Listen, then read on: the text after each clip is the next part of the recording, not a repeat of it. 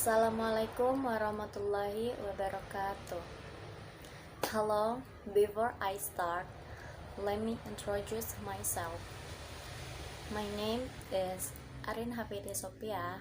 I'm 5th semester of A of English Education Department. Here, I'd like to make some video about reviewing and describing the books with the title Sociolinguistics and Language Teaching on the subject of academic listening and speaking. In this book, there are 4 sections and every section have many chapters. As you know, sociolinguistics is the study of the connection between language and society and the way people use language in different social situations. And we know language is central to social interaction in every society. Language and social interaction have a reciprocal relationship.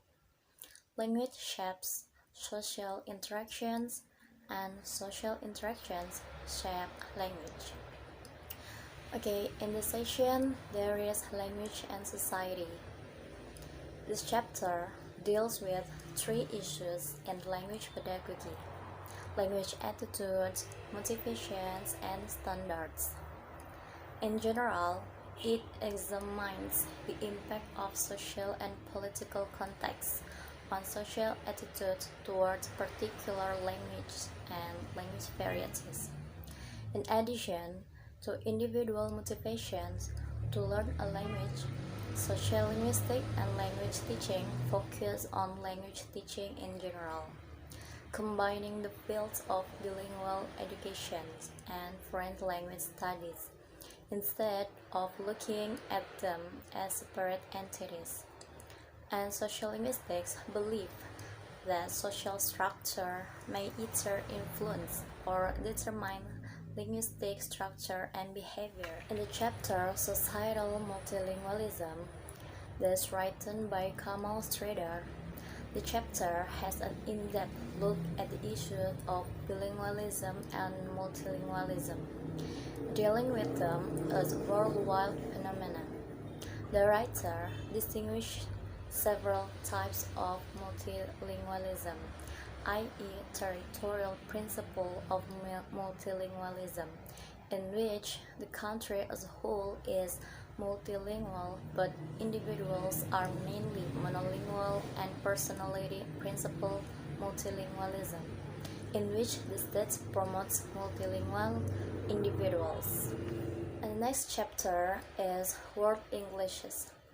Kachiro and Nelson discuss the topic of world Englishes and its relationship with teaching of English. World Englishes is seen in 2 diasporas by Kachiro in 1992. The first is migrations of English-speaking people from the British Isles to Australia, New Zealand, and North America. And the second is colonializations of Asia and Africa by English speakers. Central to the discussion of world Englishes is the concept of dialect and the distributions of power reflected through it. Or, as a writer put it, it is my dialect versus your dialect. Although some 45 countries use English as their official language. And the next chapter is about language planning. This chapter touches upon 5 major issues under the topic of language planning. The first is the basic assumptions underlying language planning. And the second, key definitions and types of language planning. And the third is orientations and approaches.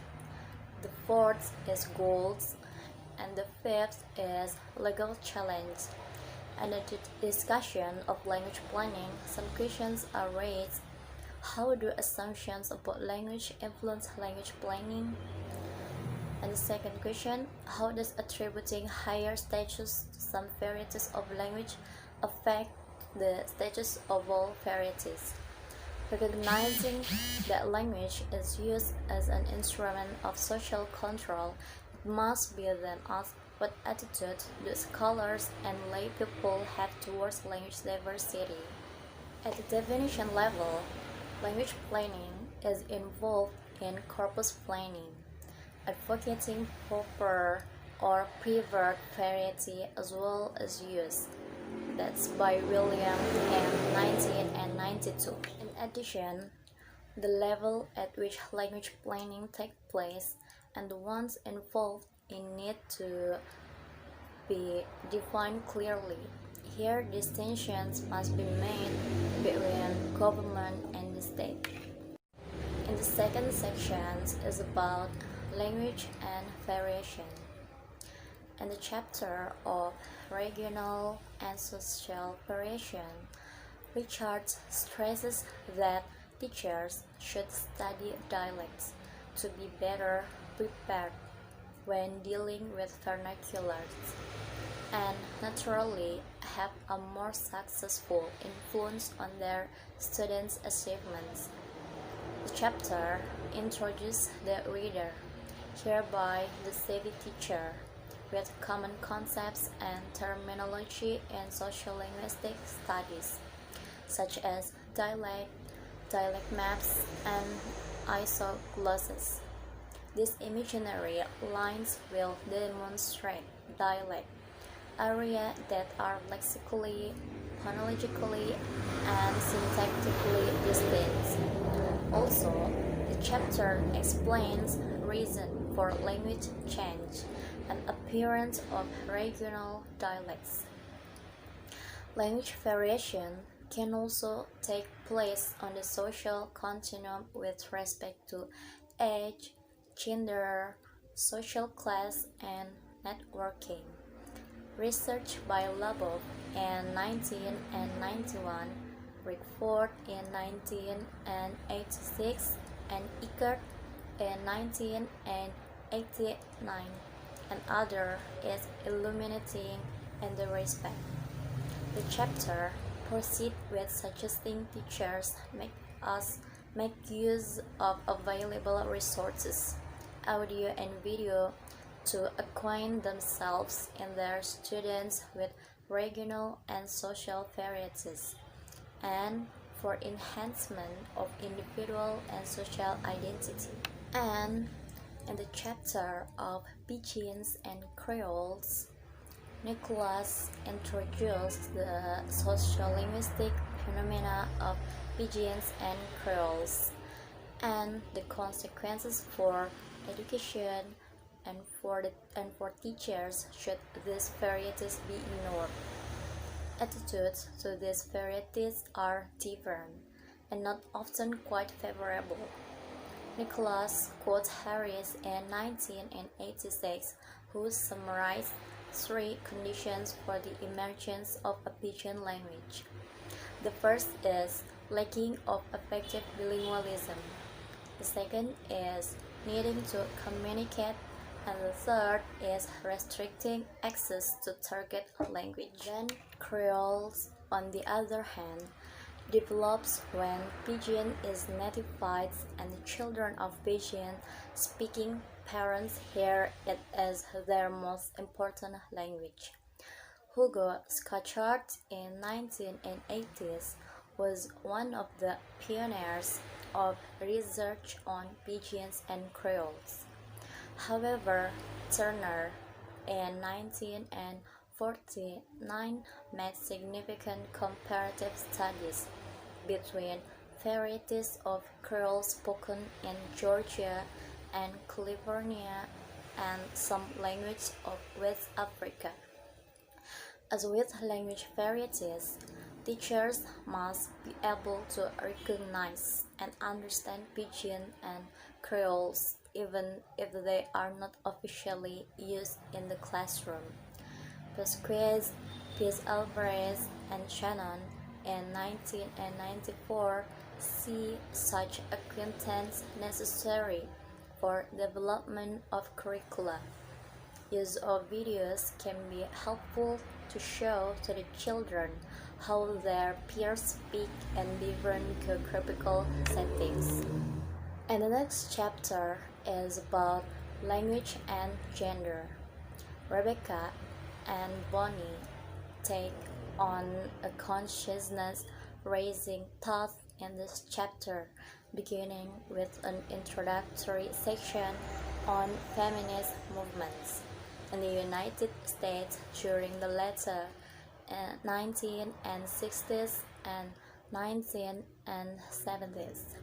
By examining and revealing gender-based ideologies in both written and spoken discourse and social practice as shown in the diagram by Fairclough in 1989. They give us a good place to start from on the issue of gender. Attention is drawn to a number of sexist practices and alternatives in English discourse with examples given from forms of address. For example, Mr., Miss, Mistress, and Miss, as well as from what Martina in 1983 calls the he or man approach to language with a number of strategies to reform lexical sexism. But sexual racism, they argue, goes beyond lexical and syntactic choices we make in language use. The way women are portrayed in the press and in medical texts is equally sexist. And Erickson identifies two emphases that have a significant bearing on language teaching. One is the situated character of communication and social interaction as observed by Kaufman in 1964, who described the social situation as the basic unit in which everyday life finds substance. The other emphasis in the microethnographic perspective involves the immediate ecology of relations between participants in a given situation. And next section is about language and culture. In this chapter, Muriel Stroy reviews the basic concepts, methods, and language teaching applications of the ethnography of communication as introduced by Dale Hames in 1962. Seville identifies the principal concerns of this approach to be the relationship of a language form and use of patterns and functions of communications. Second, to worldview and social organizations. The three to linguistic and social universals and inequalities. Seville maintains that the significance of the ethnography of communications goes beyond cataloging of human communication behavior and may ultimately lead to formulating a truly adequate universal theory of language and human behavior. The concern for patterns and functions of communication is basic to linguistics, and that it has also been discovered that much of linguistic behavior is rule-governed, which means it can descriptively formulate it. That's by Dittman in 1983. And the last section is about language and interaction. This chapter looks at the micro level of both social and linguistic analysis, touching upon the role and linguistic realization of such phenomena as situated co-membership, contextualized cues, sociolinguistic transfer, interpretive mismatch, and oppositional discourse in face-to-face interaction. Okay, that's all from me. Thank you. And last I say, wassalamualaikum warahmatullahi wabarakatuh.